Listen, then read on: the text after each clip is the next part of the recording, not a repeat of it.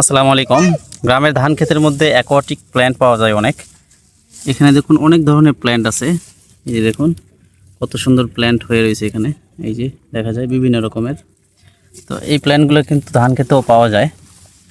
এগুলো কিন্তু শহরে অনেকে অনেক টাকা দিয়ে কিনতে হয়।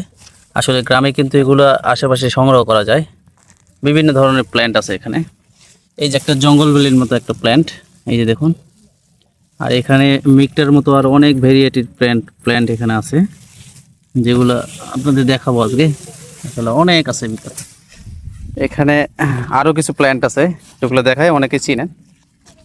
এই যে একটা প্ল্যান্ট, এই প্ল্যান্টটা কিন্তু মাশাআল্লাহ দেখতে অনেক সুন্দর। এই যে দেখুন, অনেকে চিনেন এই প্ল্যান্টটা। এই যে আরও অনেক ধরনের প্ল্যান্ট কিন্তু পাওয়া যায়। আরেকটা আছে, এই যে এটাও একটা অ্যাকোয়াটিক প্ল্যান্ট, মাশাআল্লাহ খুব সুন্দর ফুল হয়েছে। এই যে এটা, আবার এটাও একটা রোটেলার একটা অনেকে বলে ব্যাকোপা, দেশি ভেরিয়েন্টের একটা ব্যাকোপা। তার অনেক ধরনের প্ল্যান্ট কিন্তু খুঁজলে পাওয়া যায় ধান খেতে। এর মধ্যে অনেক ধরনের প্ল্যান্ট আছে।